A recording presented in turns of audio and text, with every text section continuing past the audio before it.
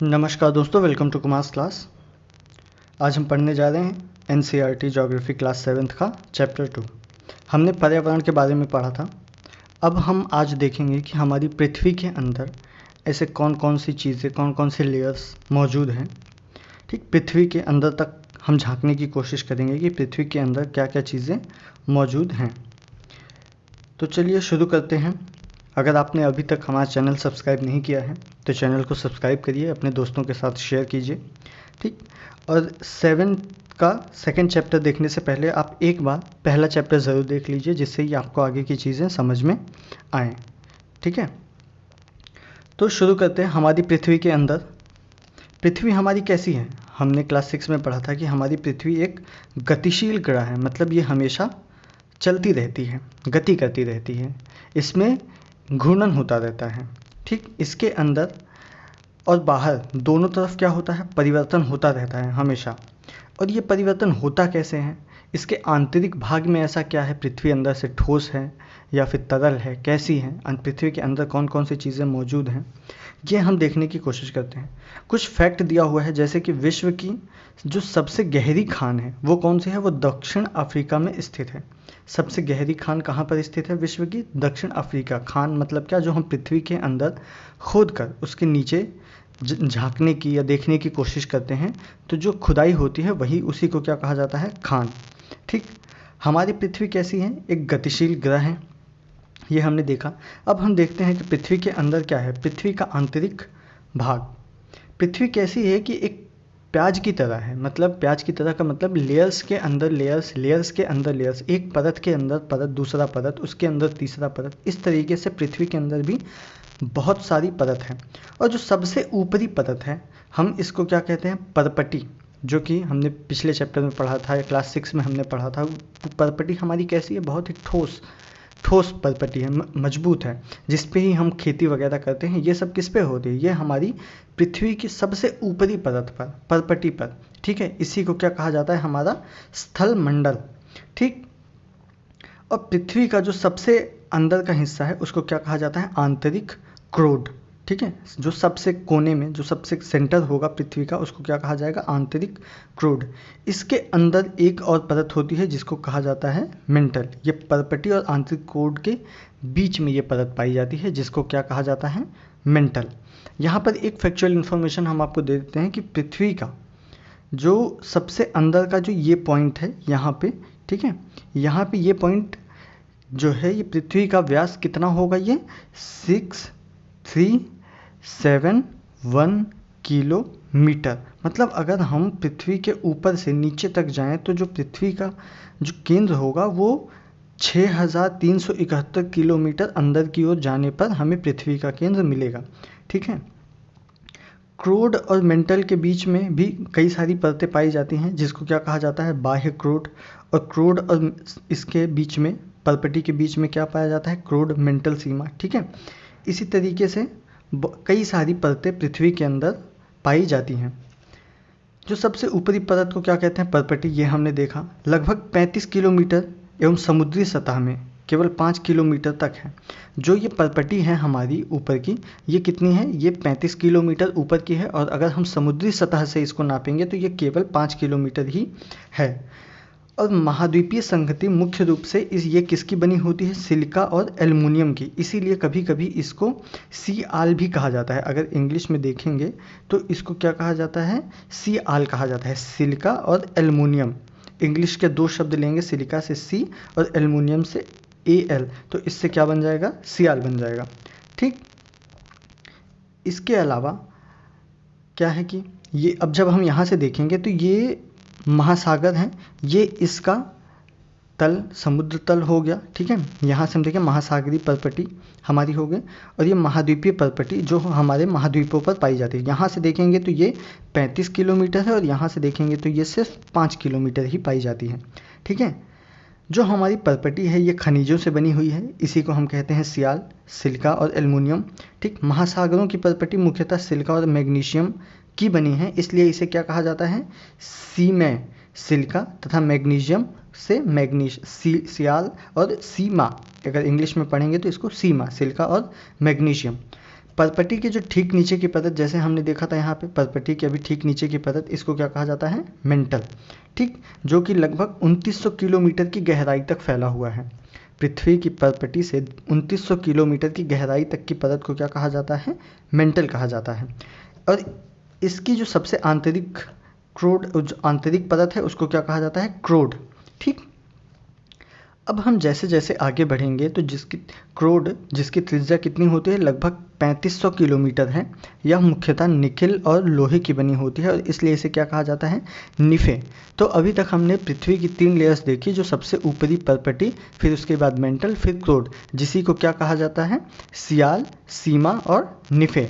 Last वाली को निफे, nickel और फेरस इसमें पाया जाता है। ठीक, केंद्रीय जो क्रोड है उसका तापमान और दाब बहुत ही उच्च होता है। वहाँ पे हम जैसे जैसे नीचे जाएंगे तो तापमान बढ़ता जाएगा और दाब बढ़ता जाएगा। अब हम देखते हैं कौन कौन से शैल और खनिज पाए जाते हैं हमारी पृथ्वी के अंदर। ठीक है, पृथ्वी के अंदर बहुत से कई प्रकार के खनिज और शैल पाए जाते हैं, जो कि कुछ परपटी पे पाए जाते हैं, कुछ पृथ्वी के अंदर भी पाए जाते हैं। किसी भी प्रकार के पिंड को, जो खनिज पदार्थ, किसी भी प्राकृतिक पिंड को क्या कहते हैं? शैल कहते हैं, जो पृथ्वी की परपटी पर बनते हैं। ठीक, शैल क्या हो सकता है? ये इनके विभिन्न रंग हो सकते हैं, विभिन्न आकार हो सकता है, इनका गठन भी विभिन्न प्रकार के हो सकते हैं। मुख्य रूप से जो शैल होती हैं ये कितने प्रकार की होती हैं? ये 3 प्रकार की होती हैं, जो आग्नेय या इग्निशियस शैल जिसको कहते हैं, दूसरी अवसादी या सेंडिमेट्री शैल, और तीसरी क्या होती है? कायांतरित या मेटामॉर्फिक शैल। अब हम इन तीनों को एक एक करके देखते हैं, पढ़ने की कोशिश करते हैं तीनों होती क्या हैं। जो आग्नेय शैलें होती हैं, ठीक है, द्रवित मैग्मा, जब हमने पढ़ा था ज्वालामुखी का जब उद्गार होता है तो मैग्मा कैसे निकलता है? लावा के रूप में जो निकलता है उसी को कहा जाता है मैग्मा, जो ऊपर निकलता है। जब द्रवित मैग्मा ठंडा हो जाता है, ठंडा होने के बाद वो ठोस हो जाता है, और ठोस होकर जो बनता है वही शैल को क्या कहा जाता है? प्राथमिक शैल भी कहा जाता है। जो शैल बनती है मैग्मा के ठंडा होने के बाद, वही हमारी क्या होती है? प्राथमिक शैल होती है। ठीक, आग्नेय शैल जो सबसे पहली होती है, इन्हीं को प्राथमिक शैल या आग्नेय शैल कहा जाता है, जिसको इंग्लिश में इग्नियस कहा जाता है। ठीक, आग्नेय शैल भी कितने प्रकार की होती है? ये भी 2 प्रकार की होती है, एक अंतर्भेदी शैल हो गई और एक बहिर्भेदी शैल हो गई। ठीक, अब अंतर्भेदी शैल और बहिर्भेदी शैल को जब हम देखेंगे तो ज्वालामुखी से निकलने वाली, जब ज्वालामुखी से कुछ परतें निकलती हैं तो जो मैग्मा, जो ज्वालामुखी से निकलने वाला लावा पृथ्वी की सतह पर आ जाता है, उसको हम क्या क्या कहते हैं? जब मैग्मा ठंडा होकर पृथ्वी की सतह पर आ जाता है और कौन सी शैलों का निर्माण करता है? आग्नेय शैलों का। और ये जब तेजी से ठंडा होकर ठोस बन जाता है परपटी पर, इस प्रकार से बने शैलों को क्या कहा जाता है? बहिर्भेदी शैल। जो मैग्मा पृथ्वी के ऊपरी सतह पर आ जाए, परपटी पर आ जाए, उसी को क्या कहा जाएगा? बहिर्भेदी अग्नेय शैल। और इसके कुछ उदाहरण कौन कौन से हैं? जैसे कि बेसाल्ट, और जो दक्कन का पठार है ये बेसाल्ट शैलों से ही बना हुआ है। जो द्रवित मैग्मा, कभी कभी क्या होता है कि द्रवित मैग्मा पृथ्वी के ऊपर तक नहीं आ पाते, वो पृथ्वी के अंदर ही रह जाते हैं और गहराई में ही ठंडे हो जाते हैं। तो इस प्रकार के बने मैग्मा को क्या कहा जाता है? अंतर्भेदी आग्नेय शैल कहा जाता है। ठीक, द्रवित मैग्मा कभी कभी भूपर्पटी के अंदर गहराई में ही ठंडा हो जाता है। इस प्रकार बने ठोस शैलों को क्या कहा जाता है? अंतर्भेदी आग्नेय शैल। ठीक, और इसके भी कुछ एग्जाम्पल्स दिए हुए हैं। ठीक, जैसे कि ग्रेनाइट, ये किसका होता है? ये इन्हीं के होते हैं, दानों के चूर्ण बनाने के लिए जिस अपघर्षण पत्थरों का उपयोग होता है, ये ग्रेनाइट के बने होते हैं। ठीक, अब शैल जो होते हैं ये लुढ़क कर या चटक कर, जैसे शैल ऊपर पहाड़ पर जब मैग्मा निकलता है लावा ज्वालामुखी से, तो ये ऊपर जम जाते हैं, फिर उसके बाद लुढ़क कर या चटक कर एक दूसरे से टकराते हुए छोटे छोटे टुकड़ों में टूट जाते हैं और नीचे गिरते हैं। इन्हीं को क्या कहा जाता है? इन्हीं को कहा जाता है अवसाद। जब यही शैल हमारे ऊपर ठंडे होकर आपस में टकराते हैं या चटकते हैं या टूटते हैं, और जब इन्हीं को क्या कहा जाता है? छोटे छोटे टुकड़ों को अवसाद कहा जाता है। ठीक है, ये अवसाद क्या होते हैं? हवा जल, और हवा जल के द्वारा एक स्थान से दूसरे स्थान तक पहुंचकर जमा हो जाते हैं। ठीक है, और यही अदृढ़ अवसाद दबाकर कठोर हो जाते हैं कभी कभी। तो शैल की क्या हो जाती है? शैलों की लेयर्स पे लेयर्स बन जाती है इसी तरीके से। और इन्हीं प्रकार के शैलों को क्या कहा जाता है? अवसादी शैल। अभी तक हमने देखा था अवसादी शैल। अवसाद किसे कहते हैं? जब शैल होते हैं छोटे छोटे टुकड़े चटक कर या लुढ़क कर टूट जाते हैं, इनको कहा जाता है अवसाद। और यही अवसाद जब एक जगह से दूसरी जगह पहुंचते हैं और कई प्रकार की परत बनाते हैं, तो इन्हीं को क्या कहा जाता है, अवसादी शैल। उदाहरण इनके क्या क्या हैं, जैसे कि बलुआ पत्थर, रेत के दाने, ये सारे क्या हैं, ये सारे अवसादी शैलों के एग्जाम्पल्स हैं। ठीक है, इसके अलावा क्या होता है, इन शैलों में क्या होता है कि इन शैलों में पौधे, जानवर और अन्य सभी सूक्ष्म जीवाणु भी जो कभी कभी इन शैलों पर रहे हैं, इनके जीवाश्म भी पाए जाते हैं। कभी कभी क्या होता है कि कुछ पेड़ पौधे या उग आते हैं इन्हीं शैलों पर कई सारे वर्षों में, या फिर कोई जंतु वहाँ पर रहने लगा, तो जब वो लुढ़क कर नीचे आते हैं तो उनके साथ साथ उनके कुछ अवशेष, जिन्हीं को क्या कहा जाता है, जीवाश्म, भी उनके साथ शैलों के साथ नीचे की ओर आते हैं। ठीक है, अब ये अवसादी शैलें जीवाश्म भी आते हैं, तो इस तरीके का अगर हम एक देखेंगे एग्जाम्पल, तो ये कैसा एग्जाम्पल है, कायांतरित शैल में परिवर्तित अवसादी शैल। ये अवसादी शैल थी जो कायांतरित शैलों में परिवर्तित हो गए। अब कायांतरित शैल किसे कहते हैं, आग्नेय और अवसादी शैल जब उच्च दाब और उच्च ताप, जब दाब और ताप बहुत ज़्यादा हो जाता है के कारण कायांतरित शैलों में परिवर्तित हो जाती हैं। ठीक, जब आग्नेय शैलें लेयर्स बनती है शैलों पर और इन पर जब ताप और दाब बहुत ज़्यादा बढ़ता है तो ये किसमें, कायांतरित शैलों में परिवर्तित हो जाती हैं। कायांतरित शैलों में के एग्जाम्पल क्या है, उदाहरण इसके क्या क्या हो सकते हैं, जैसे कि हमारी चिकनी मिट्टी, ठीक है, स्लेट में एवं चूना पत्थर जो संगमरमर में परिवर्तित हो जाता है। जो संगमरमर हमारा होता है वो क्या होता है, वो चूना पत्थर का ही एक रूप होता है। ठीक, चिकनी मिट्टी जो हमारी होती है, जो स्लेट होती है, वो चिकनी मिट्टी का ही एक रूप होती है, जो कि पहले अवसादी शैल थी और बाद में कायांतरित शैलों में परिवर्तित हो गई। शैल क्या होते हैं, ये हमारे लिए बहुत उपयोगी हैं। ठीक है, कठोर शैलों का उपयोग हम किस किस में करते हैं, जैसे सड़क में, घर में और इमारत बनाने में भी इसका उपयोग किया जाता है। पत्थरों का उपयोग हम कई तरीके से करते हैं, जैसे कि खेल में हम कभी पत्थरों का उपयोग भी करते हैं, घर वगैरह बनाने के लिए भी हम पत्थरों का उपयोग करते हैं। ठीक है, जैसे कि हम कुछ खेल खेलते हैं, पिट्ठू, चिबिड्डी, ये सब चीज़ें, ये सब खेलें हम किससे, पत्थरों से ही खेलते हैं। ठीक, 5 पत्थर आदि, ये सब खेल हम किससे करते हैं, ये हमारे पत्थरों से ही होते हैं, जो कि कभी न कभी अवसाद रहे होंगे। ठीक, अब हम देखते हैं कि अवसादी शैलें या कायांतरित शैलें, आग्नेय शैलें, ये आपस में एक दूसरे से कैसे बदलती हैं, कायांतरित कैसे होते हैं, कैसे इनका रूप बदलता है। ठीक, किन्हीं निश्चित दशाओं में एक प्रकार की शैल चक्रीय तरीके से एक दूसरे में परिवर्तित होती है। मतलब कि इनका चक्र कैसा है, ये एक दूसरे में चक्रीय तरीके से परिवर्तित होती रहती हैं। अगर हम इस एग्जाम्पल को देखें यहाँ पर, तो ये जब मैग्मा निकला यहाँ से, ज्वालामुखी से जब मैग्मा निकला, तो ये धीरे धीरे आग्नेय शैलों में परिवर्तित हुआ। ठीक, अब यही आग्नेय शैलें जब लुढ़क कर छोटे छोटे टुकड़ों में बट जाती हैं, तो इनको क्या कहा जाता है, अवसाद कहा जाता है, अवसादी शैलों में परिवर्तित हो जाती हैं। ठीक, इस तरीके से फिर ये अवसादी शैलों में परिवर्तित, यही अवसाद फिर टूटकर अवसाद तलछट में परिवर्तित हो सकता है, और यही अवसाद टूटकर फिर से अवसाद शैलों में परिवर्तित हो सकता है। फिर अवसादी शैलों को जब ताप और दाब इन पर पड़ता है तो ये किस में रूपांतरित हो जाती हैं, कायांतरित शैलों में रूपांतरित हो जाती हैं। और यही कायांतरित शैलें कुछ समय के बाद फिर से मैग्मा के रूप में पृथ्वी के ऊपर आती हैं। तो ये प्रकार हमेशा चलता रहता है।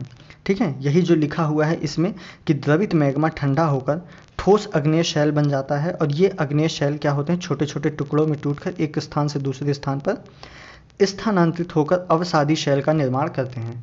ताप एवं दाब के कारण ये आग्नेय एवं अवसादी शैलें क्या होती हैं, कायांतरित शैलों में बदल जाती हैं, और अत्यधिक ताप और दाब के कारण ये कायांतरित शैलें पुनः पिघलकर द्रवित मैग्मा बन जाती हैं। ठीक है, और यही द्रवित मैग्मा पुनः ठंडा होकर क्या हो जाता है, फिर से आग्नेय शैलों में परिवर्तित हो जाता है। अब इसी के तरीके से कुछ शैल जो होते हैं जो विभिन्न खनिजों से बने होते हैं। ठीक है, खनिज क्या होते हैं, ये प्राकृतिक रूप में पाए जाते हैं, इनमें कुछ भी नेचुरली नहीं होता, ये सारे नेचुरली ही होते हैं, इनमें कुछ भी मानव निर्मित नहीं होता है। ठीक है, जिनका निश्चित भौतिक गुणधर्म और निश्चित रासायनिक मिश्रण होता है। खनिज क्या होता है, ये मानव जाति के लिए बहुत ही महत्वपूर्ण है। आजकल जो हम पेट्रोल डीजल ये उपयोग करते हैं, ये भी एक प्रकार का खनिज है। कोयला जो हम उपयोग में लाते हैं, ये भी एक प्रकार का खनिज है। तो ये मानव के लिए बहुत ही उपयोग है। ठीक है, इनका उपयोग हम ईंधन के लिए भी करते हैं, कोयला, प्राकृतिक गैस, पेट्रोलियम। ठीक, ये सारे क्या हैं, ये सारे ही खनिज हैं। औषधि जो हमें मिलती हैं, उर्वरक, ये सारे क्या हैं, ये, और लोहा, एल्युमिनियम, सोना, यूरेनियम, ये सारे प्राकृतिक खनिज हैं। ठीक है, जो प्राकृतिक रूप से हमें प्राप्त होते हैं। तो हमने यहीं पर ये हमारा चैप्टर समाप्त होता है, चैप्टर 2 पृथ्वी के अंदर, आज हमने पृथ्वी के अंदर देखा कि पृथ्वी के अंदर कौन कौन सी परतें पाई जाती हैं। 3 परतें होती हैं पृथ्वी के अंदर, ठीक है। एक ऊपरी परत हो गई, ठीक, भूपर्पटी जिसको हम कहते हैं, फिर मेंटल होता है, फिर कोर होता है। कोर की गहराई, कोर तक पहुंचने के लिए हमें कितने किलोमीटर तक अंदर जाना होता है, ये हमने देखा, 6371 किलोमीटर तक अंदर जाते हैं। इसके अलावा पृथ्वी के अंदर और कौन कौन से खनिज पाए जाते हैं, और खनिज जो मिलते हैं वो कैसे मिलते हैं, शैलों का निर्माण कैसे होता है, आग्नेय शैलें, अवसादी शैलें, कायंत्रित शैलें, इनका निर्माण होता कैसे है, ये कैसे मिलते हैं, इन सब चीज़ों के बारे में हमने आज समझा। तो यहीं पर हमारा पूरा चैप्टर 2 समाप्त होता है। अगर आप सबको वीडियो पसंद आ रही हो तो आप वीडियो को प्लीज़ लाइक करें, चैनल को सब्सक्राइब करें, ठीक है। अपने दोस्तों के साथ ये सारी चीज़ें शेयर करें, उनको भी पढ़ने का मौका मिले ये सारी चीज़ें। मिलते हैं अगले चैप्टर में, तब तक आप लोग अपना ख्याल रखिए। धन्यवाद।